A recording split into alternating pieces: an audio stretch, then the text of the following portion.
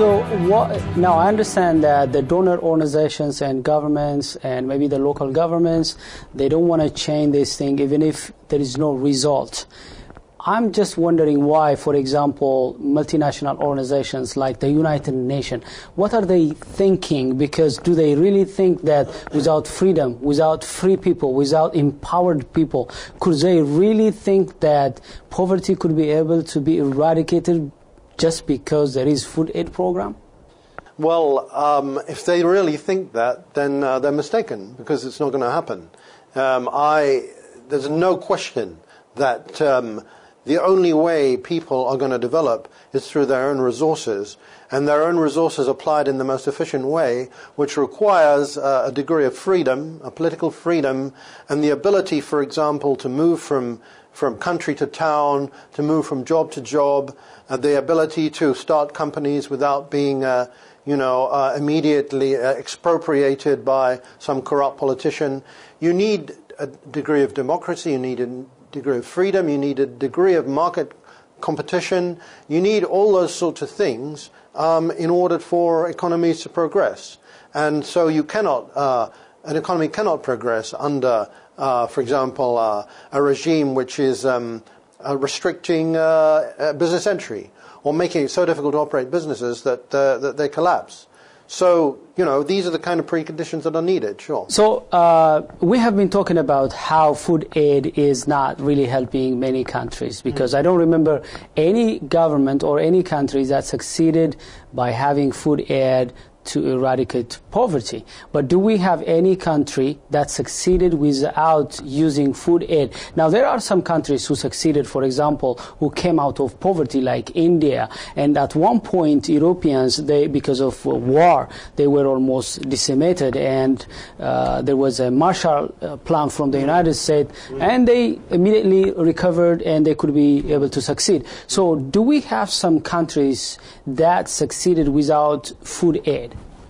Well, of course, there are many countries that succeeded that never got food aid, like in East Asia, for example. Or, countries in Latin America, some countries in Africa did not get food aid and they succeeded. But my point is that there's really no connection between food aid and economic development. Food aid is really an emergency stopgap.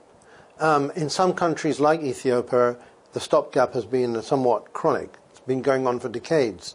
For 20 or 30 years, there's been shortages and surpluses of food in Ethiopia. And that then leads to different types of questions about, you can't use emergency aid every year for 30 years, because you then start asking questions about, well, if this is going to be an emergency every year, then maybe we need to look at some more fundamental issues. I believe that, in the case of Ethiopia, as an Ethiopian, I don't think that Ethiopia lacks the resources. I don't think that Ethiopia lacks the human capital in terms of fighting poverty. The problem has been leadership issues, policy issues. Policies have been adopted and thrown to the people, enforced on people without their participation. So these are policy leadership issues when it comes to why Ethiopia has remained poor. Right. And I can't really speak very well to that. But I can speak more, shall we say, to the technical issues. And you have to ask yourself, in a country, if a country's had emergency food shortages for a very long time, year after year after year, it may be, as you say, to do with inadequate governance. It may be to do with the political system. But it also may be to do with the fact that a large amount of the land is marginal, and that has to be faced. And one thing that I personally think could be looked at is deliberate encouragement to sections of the population to move into the towns. For example, in Ethiopia, apart from Addis, which has got about 2 million people and probably doesn't need to expand much further, you've got a whole number of other towns like Dire Dawa and Bahir Dar, which are much smaller than Addis Ababa, but which are expanding rapidly, and which provide a basic set of urban resources which can be used to support businesses. And also in Ethiopia, you've got some very promising new developments like, say, flour exports. Flour exports, I believe, are now in the hundreds of millions of dollars a year. I think from places like Bahia Dar, is that one place? And you've got that, and you've got horticultural exports. Now, you've got these agribusinesses developing in Ethiopia, and conceivably, you could think in terms of encouraging a population to move from, shall we say, marginal agricultural areas into these satellite towns where they could get involved, in these growing, expanding agribusiness industries. I mean, this is just, one thing that could be looked at. Maybe the government is already looking at that. Yeah. But it is a way, if you like, of trying to tackle the problem of very low agricultural productivity and food shortages. Yeah, I believe that you're right. There should be other alternatives, and yes, the problem could be policies, governance issues, and also resource issues. And also I think that there are also some cultural issues. I believe that there are some cultural attributes that do not encourage people to work hard. There are countries like, for example, South Korea, who changed their cultural attributes to transfer themselves from developing countries to developed countries. So there are some factors that should be considered to eradicate poverty. For the sake of time, I would like to move toward... Can I just quickly answer that definitely. question? I used to be a university teacher, and I taught a development studies course. And let me tell you that some of the best students on that course were Ethiopians. And I always got the impression of a country full of very creative and actually high-quality intellectuals. And I could never quite understand why a country that had those sort of people was in such serious poverty. I found it difficult to understand that. And I think it's pretty much the same, if you go a bit further north, so Somalia and places like that. You have a similar situation of very smart people who somehow or other face, almost endless environmental challenges, economic challenges. Yeah, definitely. I mean, there are countries with very poor environmental condition. They survived, in the wilderness. If you take Israel, I mean, the environment, the soil and so on, but they use technology, they use their human power to overcome the environmental challenge. Yeah. But in Ethiopia, I think the problem is that the people are not assets by the government. Government always, they see their people, especially educated people, as their rivals, enemies. I remember I used to be a student leader at Addis Ababa University, and always the government categorized university students as enemies. Personally, I try to bring, for example, students to be invited in the parliament. Yeah. And, for example, when the Ministry of Education reports about its progress, I suggested that why don't you invite third-year, fourth-year students to come into the parliament, education department students, and then hear the report and challenge and also suggest some solutions. They were scared. They didn't want to invite educated people into the equation. So they are scared of, because, their policies, ethnic-based policies, their socialistic policies and so on, they know that educated people, they're going to challenge these kinds of inappropriate and faulty policies. So they always marginalize educated people. Otherwise, as you said, we have smart people in the United States. Yeah. There are many educated Ethiopians. When you ask them, why don't you go back? There are many people who ask me, for example, you have PhD in leadership. You have been providing trainings in the United States. Why don't you go back to your country, poor country, and help your government, help your country? But there is no place for people like myself, because you have your own independent mind. You're going to speak your mind. In Ethiopia, in current Ethiopia, people, they're not allowed to speak their mind. They are considered as, biological accidents. You have to you don't know what's best to this country. We fought in the jungle. We know what's best to this country. Come, work, get your money, keep quiet and muzzle your mouth. Yeah. So educated people, however, they operate best when they have this freedom. So, yes, as you said, we have great educated people, but the political environment is not considering them as assets. That's why we remain poor. Otherwise, we have many great intellectuals. Yeah. Sure. Thank you very much for noticing that. Because the government should have been the one noticing this and considering, educated people, it's asset. But the government persecutes educated people. They run away from Ethiopia. They don't want to go back and help, their people. Otherwise, yes, we have great people. So let's come to the solution part, the how part. Yeah. Now we have seen that, yes, food aid is very, very important in terms of, for example, in response to natural disaster. Yeah. Okay, but food aid for development, there are many side effects. Yeah. Now the question is, how can we overcome these side effects and use food aid? Because there are many factors. For example, the donor organizations, as you said, they have surplus grain. They want to export it. So if we say, hey, we have this condition for you to give us your food, they say, forget it. They dump it in the seas. So we don't have much control. But how can we overcome the side effects and still use the generosities of this donors organization? Well, first of all, if we take the U.S. government, things are changing. For example, there's now a program of local or regional purchase of grain, and this is expanding. This has only been brought in the last few years. There's now a program where a shipment, the requirement for 75% of all food aid to come on U.S. cargo carriers has been changed and dropped to 50%. Then it's gone up again, then it's gone down again, according to political interests in this country. But there are now moves afoot to actually, shall we say, liberalize the U.S. food aid program. The Congress has not agreed to it. There were some proposals put before Congress in 2014, and they're going to be put before Congress again in 2015, which would almost eliminate the monetization problem, whereby a local grain is sold in the market at commercial rates and then the proceeds used for development projects. That kind of project, that kind of program is going to be, I think, eliminated. And then local purchase for Ethiopia would be allowed in Kenya or somewhere, wherever the country has a surplus of grain.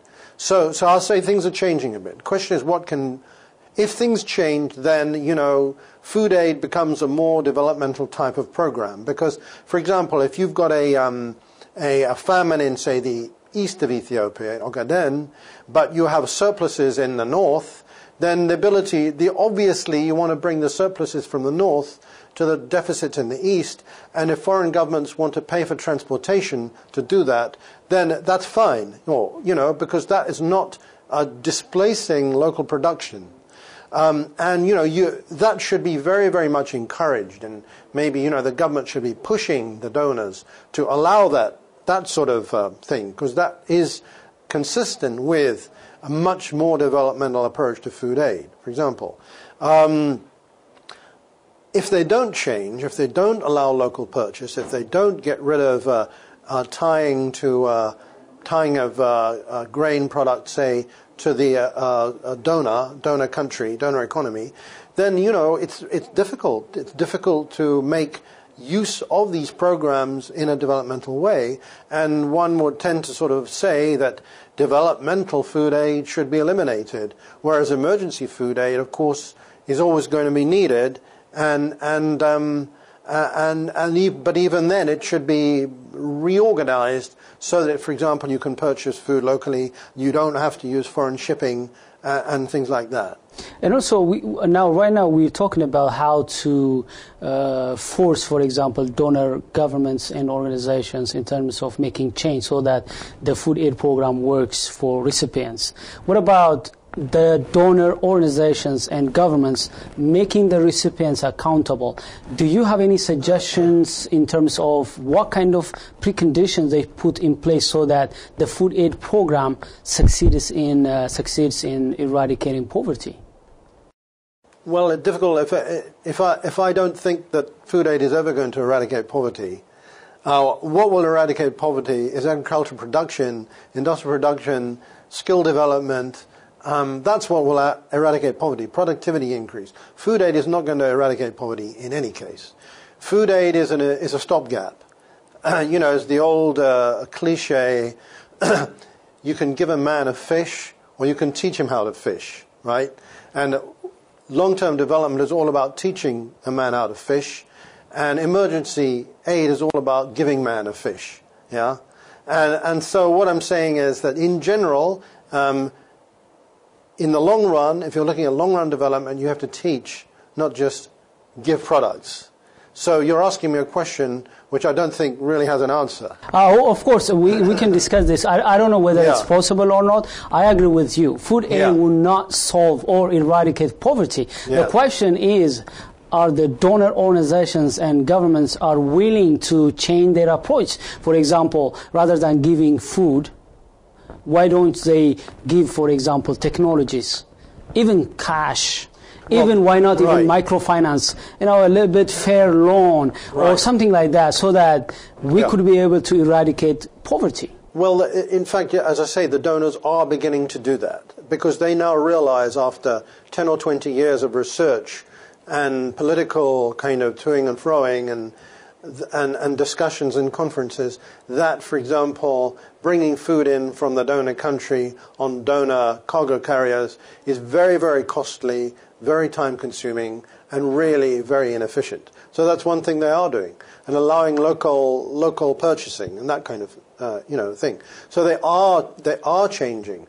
Question is, what could they do to what kind of conditions could they apply in order to make the host government more accountable? I think that's what you're getting at. And there again, the answer is I don't know. To me, donor conditionality is generally speaking unsuccessful, and it certainly doesn't work in a well-governed recipient country, and in say a poorly governed recipient country. I don't see how donor conditionality is really going to work. By the way, I can take it to the extreme. For example, not only this is my wish. I don't think it's going to happen. But I remember once I read about Obasanjo, the president of Nigeria, asking developed nations that debt forgiveness. He said that, okay, if you forgive our debts, we could be able to come out of poverty. So, of course, we have this kind of wish where, for example, the developed nations forgive the debts of developing nations and help them like the way they help it, for example, European countries using, Marshall Plan and so on. Give them technologies, give them finance to help them come out of poverty. So do you see in the future, do you see these kind of things coming? Because, poverty at the end of the day also affects developed nations. Wherever there is poverty, there is terrorism, there is disease like Ebola, and there is terrorism. So eradicating poverty is also good to developed nation.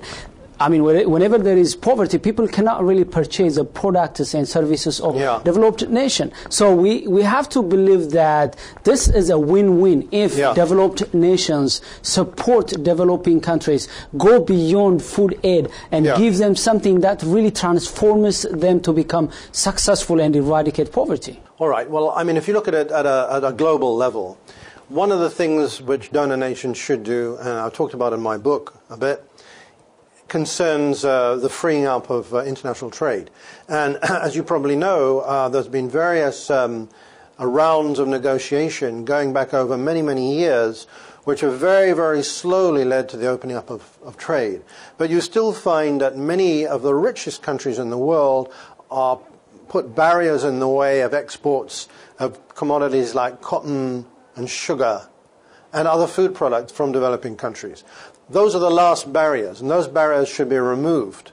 And everybody recognizes this. But you have political interests. For example, in the United States, you have tobacco interests, you have cotton interests, and they're not, and sugar interests for that matter, in Europe.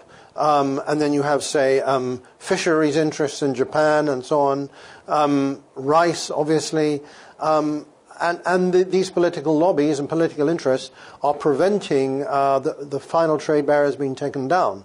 Then there are tariff barriers. There are non-tariff barriers that have been put in place instead of the tariff barriers. For example, to put quality controls on certain exports, which sometimes are not justified, but are used instead of tariff barriers.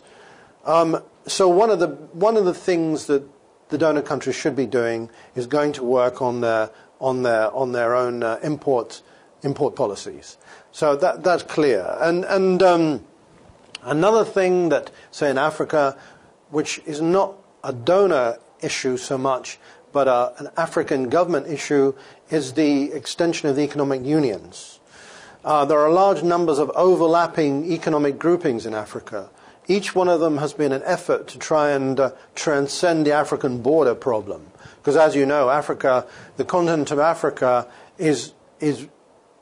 has probably, I think that the statistic is, there are the most number of individual nations in one continent per, square mile or per 1,000 square miles of any continent in the world. And so there are all these barriers, customs barriers between countries, and some very, very small countries, and some larger countries.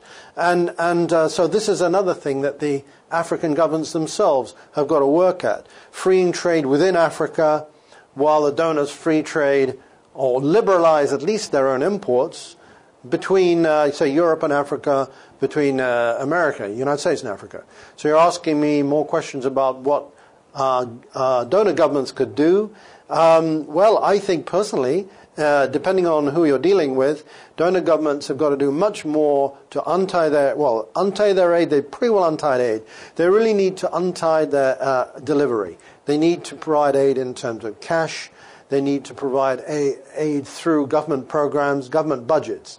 They've got to fund the budget. Now, if you're telling me that a certain government is corrupt and is misusing its budget, then of course donors, it's not necessarily a very good idea for donors to fund the budget. But as a general rule, that's what they should do. But they could use third parties, for example, rather than directly funding the government. They can use third parties to administer the fund, but the government could play a major role in terms of taking leadership. So there are many options the donor organizations should do. So that's right, and that goes back to what we were saying earlier on, was provided the donors are using some sort of legislative body, either national or regional or local or village, that's the key issue. They've got to get legislative bodies to buy into their programs. The bodies that represent the local people must accept the program wholeheartedly if it is to work. If the national government, if the donor agency wants to go around the national government, it still needs to have some sort of agreement in principle from the national government, or else the national government will work against the program. Yeah? And an interesting example of that is in Somaliland, your next door neighbor. Somaliland, as you know, is not officially a sovereign state from the UN point of view. Somalia is a sovereign state. Somaliland, therefore, if it is to get aid programs, has to have an agreement from the Somalia foreign minister or the Somalia interior minister or whoever the relevant minister is in Somalia. The Somalia government has got to give the okay for, say, the World Bank to do development programs in Somaliland. So there you get a situation where a government is giving the okay to programs essentially in another territory. And so if that's possible, then it should be possible to arrange something of that sort within not a sovereign state, provided the government accepts the program. If they accept the program in principle and they realize that by allowing the funds through their own legislature there'll be a problem, then they should they should try to push it down to a lower level of legislation. I don't think that the donor organizations and nations have pushed governments like the Ethiopian government in terms of using the food aid to the poor, because the beneficiaries right now from the food program, for example, in Ethiopia, are government supporters, elite politicians, and corrupt leaders. The poor are not benefiting from the food aid program. So my concern is why the donor organizations and nations push the government, because the government, they need the program. They can't say, no, we don't hear your suggestion, we don't accept your precondition. I don't think they will say, hey, we will walk away from the food aid program if you don't, follow our instructions. They could have put some kind of preconditions to pressurize the government, at least to accept decent ways of giving these food programs, where it should be, like helping the poor. Right. If the government accepts a program in principle and thinks it's a very important program in principle, then the government may buy into that kind of arrangement. In fact, I can give you an example. Again, I know I'm working on a program at the moment whereby there is tremendous political rivalry, and this program has given out about $10 million in business grants. And there's been tremendous competition between different regions of the country as to who gets the grants. And every time one region gets the grants, all the other regions complain and protest and send complaints to various senior managers in the World Bank and so on, and all the other donors. So there's friction and infighting all the time. But the rules that are set up for this project stipulate clearly there will be no regional quotas, there will be no regional preference. These grants are being given purely on the basis of commercial merit. And so you can build into projects even safeguards. But you can't stop people fighting with each other over the safeguards.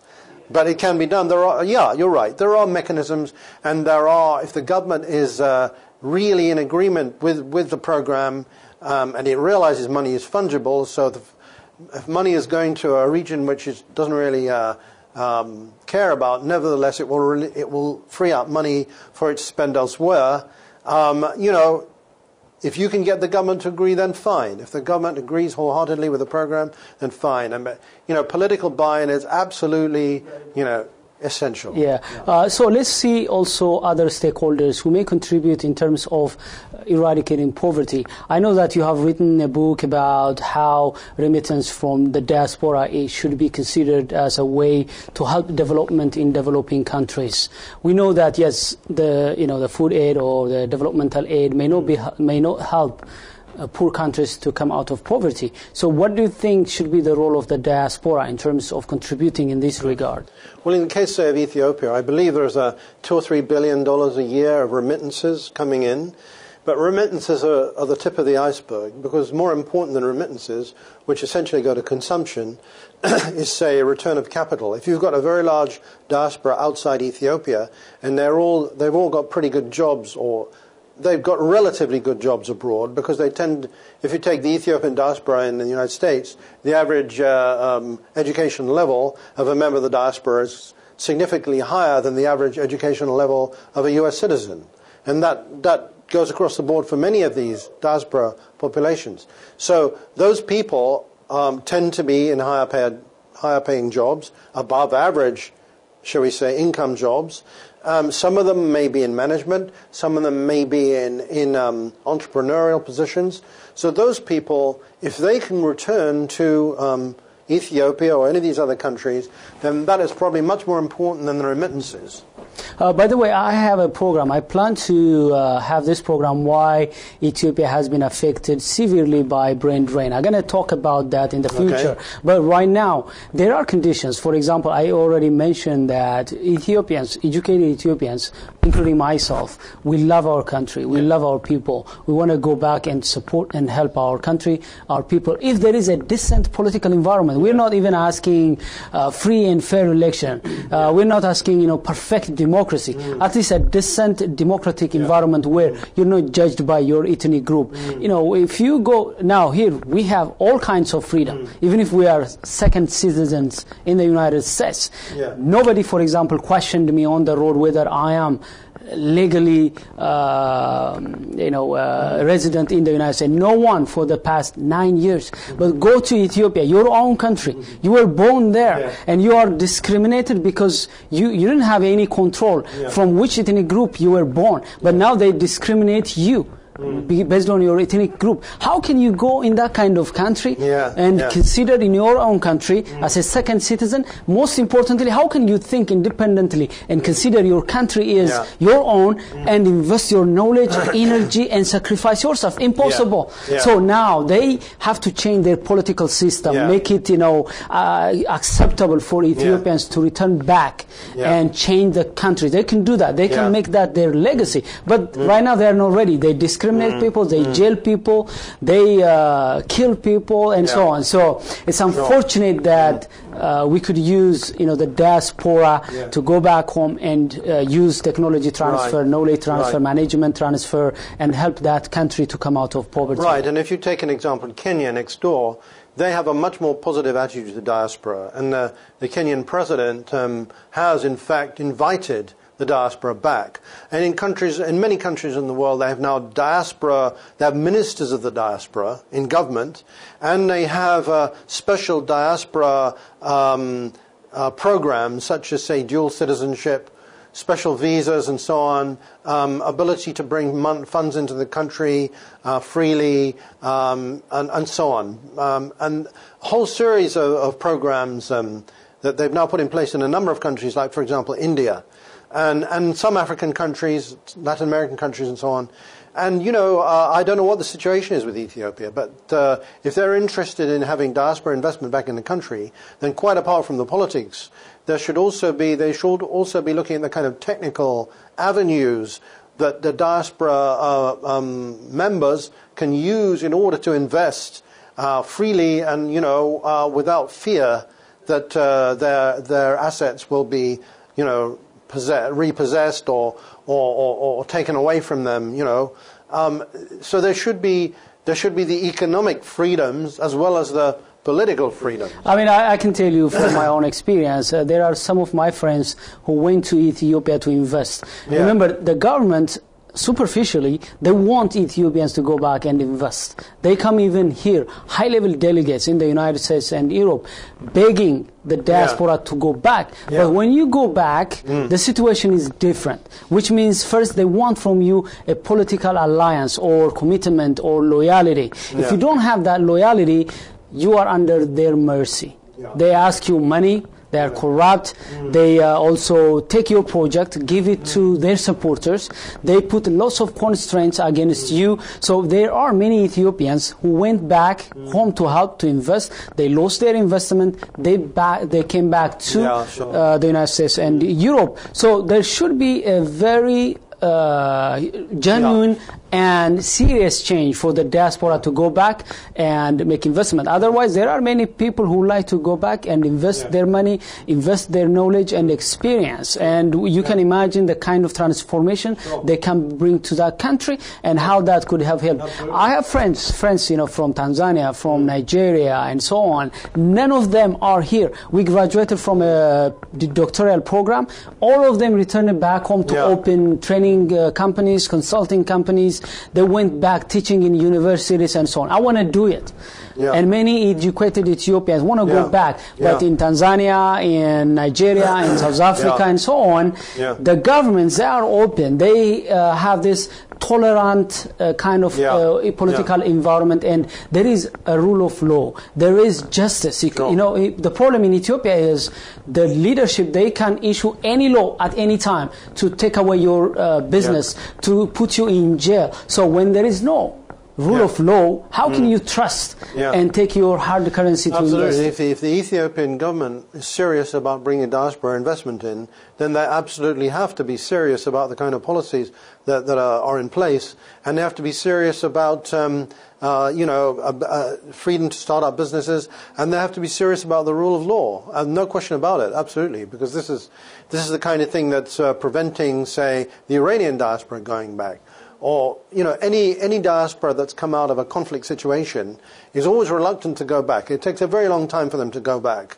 But they will never go back unless these kinds of conditions are put in place. Absolutely. Exactly. Now, I have some information like people in the diaspora, like people from Tanzania, South Africa, Nigeria, and also in the Asian countries like China, India, now they are returning back. So these countries are gaining brain drain. They are gaining back what they lost. So governments like Ethiopia, they have to make change so that they may enjoy this brain gain. Otherwise, they keep on bleeding their educated people. They can't have investment from the diaspora. And this in turn lead them to fail in eradicating poverty. If they don't eradicate poverty means at the end of the day, they're going to lose their power. They're going to lose whatever gain they have so far. So it's very important for their own survival. Poverty must be eradicated, and they have to change their policies, and they have to invite educated. Right. Well, this is happening around the world now. If you take, say, India, there's been an enormous return of migrants from India, many of which went to Silicon Valley, some of which were the CEOs of businesses, high-tech businesses in Silicon Valley. They've gone back. Of course, the overseas Chinese are going back to open up businesses, and the Koreans. Incidentally, South Korea, which is one of the major development success stories of the last 50 years, probably got its boost from returning migrants coming back from Japan before the Second World War. That's probably the origin of the Korean economic miracle, or whatever you like to call it. So, there's got to be governments have got to pay serious attention to what resources they have, including the resources outside the country. But of course, there are many, many very, very difficult political situations around the world, and technical solutions are not enough. There have to be political solutions. I enjoyed our discussion on behalf of ESAT and our viewers. Thank you very much for coming. We enjoyed your being here, sharing your stories and experiences. Thank you very much, sir. As you can see, we had a very, very exciting discussion about why the current scheme of food aid is not benefiting the poor. As you have seen, we asked questions like why, what, and how to identify the root causes, and also to unveil what has been happening on the ground. And also we talked about how to change the situation, how to fix the food aid program so that it benefits the poor. You could be a policymaker, you could be an intellectual, you could be a technocrat, you could be a celebrity. Push forward for poverty to be eradicated, but understand that poverty cannot be eradicated by just providing food. There must be collective changes, holistic kind of approaches to eradicate poverty. Thank you very much for watching. I look forward to discuss with you in the future with another program. Until then, have a wonderful time.